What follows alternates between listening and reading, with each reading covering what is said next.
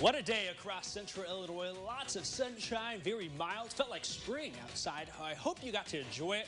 Change is on the way. Currently right now, still though, 61 in Champaign, 64 in Taylorville. After the 6 o'clock news, you might take a walk outside or at least have those windows open during dinner right now. We're only down to 51 tonight. Very mild. Some clouds are increasing ahead of chances for rain as we head into tomorrow and especially on Thursday. The wind's also going to pick up.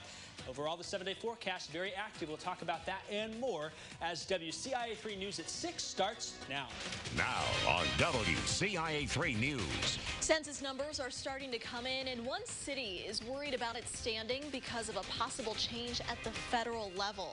Plus, it's called the American Rescue Plan, but what does it mean for us here in Illinois? And also tonight, a phone was confiscated after this traffic stop and chase. Wait until you hear what a text on the phone said that led to murder charges. You're watching your local news leader. This is WCIA 3 News at 6. It's a little bit of a kick in the teeth to have this just come out of nowhere. Leaders in Decatur are worried a decision at the federal level could cost the city not only a name, but also federal money. Good evening. I'm Jessica Coons in for Paul. And I'm Jennifer Roscoe. The federal government could change the requirements for being a, quote, metropolitan statistical area. It would go from 50,000 people to 100,000. WCIA 3's Jen Lask is live in the newsroom. Okay, Jen, big long name. Why is that so important? Well, with that name, many federal programs make decisions on how to share money, and it comes down to whether some places are metropolitan areas. The Office of Management and Budget, or OMB, says changing the population requirements wouldn't necessarily change anything, but Decatur officials are worried that won't be the case. I don't want somebody to come along, pat me on the head and say it's going to be fine. I need to know it's going to be fine. And right now, Decatur Mayor Julie Moore-Wolf doesn't know what to make of the possible change. We have concerns because I don't know why they're doing this. There's one thing she's fairly certain of, though. It's not like we're going to get a bonus for being smaller or considered smaller. The Office of Management and Budget asserts that this is not a funding move. I'm suspicious because OMB uses these statistics for determination of allocation of funds. City Manager Scott Wrighton has spent the last few years trying to boost Decatur's population. We don't know what Decatur's census is yet, but we know that it'll be more than 50,000 and less than 100,000. He's overseen the annexation of dozens of homes on the fringes of town and is working with retail consultants to recruit more businesses. I don't think that it changes necessarily our marketing, that Decatur is a great place to live, to raise a family. That message doesn't change. What changes is we have to talk even more to explain why OMB did this and that it shouldn't be a factor in their consideration. It's a message Wolf hopes people hear loud and clear, regardless of what OMB chooses to do. The goalpost moves a lot in government. We continue to do everything we can to make Decatur an attractive place for people to do business, for people to want to live, for them to raise families, and to want to be.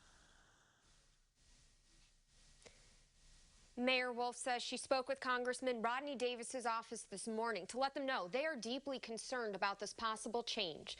We'll keep you updated on it. Back to you.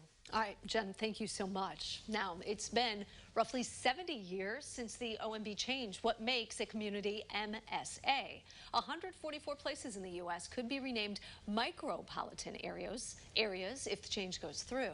That's more than a third of the MSAs that currently exist. State senators returned to action in Springfield today. They had the first in-person committee hearings of the new session. But all eyes are on our nation's capital, where President Biden's American Rescue Plan promises to deliver billions of dollars to Illinois. Our Capitol Bureau Chief Mark Maxwell is live in Springfield. Mark, the state budget in quite a bind without federal relief.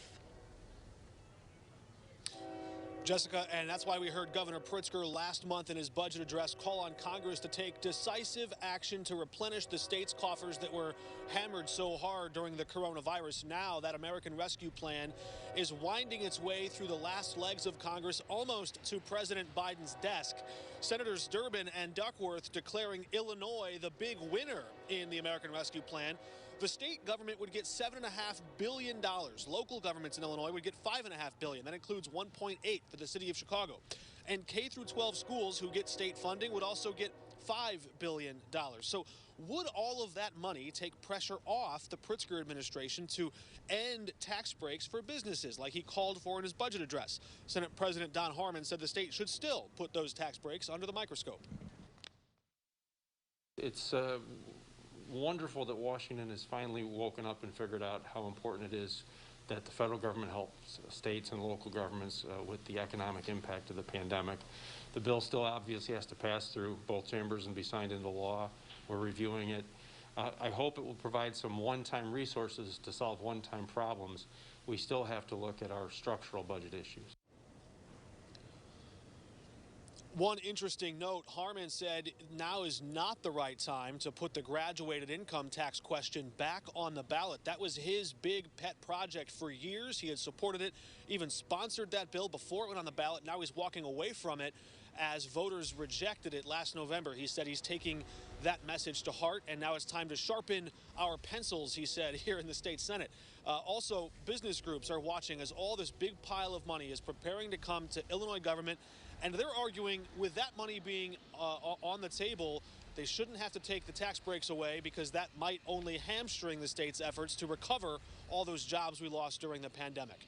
Reporting in Springfield, Mark Maxwell, WCIA 3, your local news leader. All right, Mark, thank you. Gas bills typically don't jump by hundreds of dollars, but they just did in Westville. Neighbors were shocked to find their gas bill was 3 times higher than normal. One person says her bill went from $80 to $260. The mayor says the gas company they used did not tell them about a spike in prices until it was too late to warn people. So the village is now setting up a pay-what-you-can plan to help people out. It started as a traffic stop and chase, but what police found during an arrest in Decatur last month is now leading to murder charges. We first showed you this video of 25-year-old Tyrico Gary's arrest last month. Police got his phone during it and found texts from the night Cummings was shot to death in his car, including one that said, quote, "Hit made, pick up." Police say Jalen Cummings and 2 Southside gang members were picking up a stash of guns on December 22nd at a house near Leafland and Church. While Cummings waited in the car, police say Gary and another car's guy started chasing the Southsiders. Cummings was killed.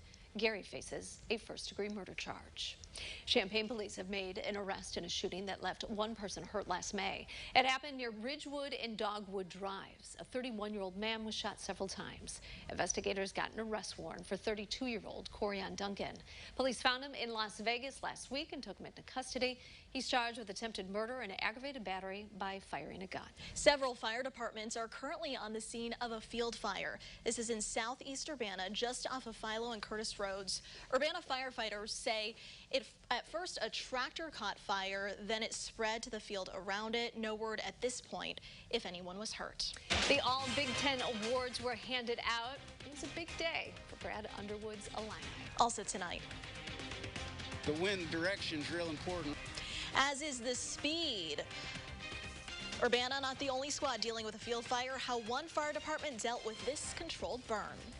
And while things are dry today, there's a boundary on the way that looks to settle through central Illinois on Thursday, bringing heavy rain. It stalls out before long and continues to bring heavy rain somewhere in the region. We'll tell you where we think it's going to end up and what that means for your weekend forecast right after this.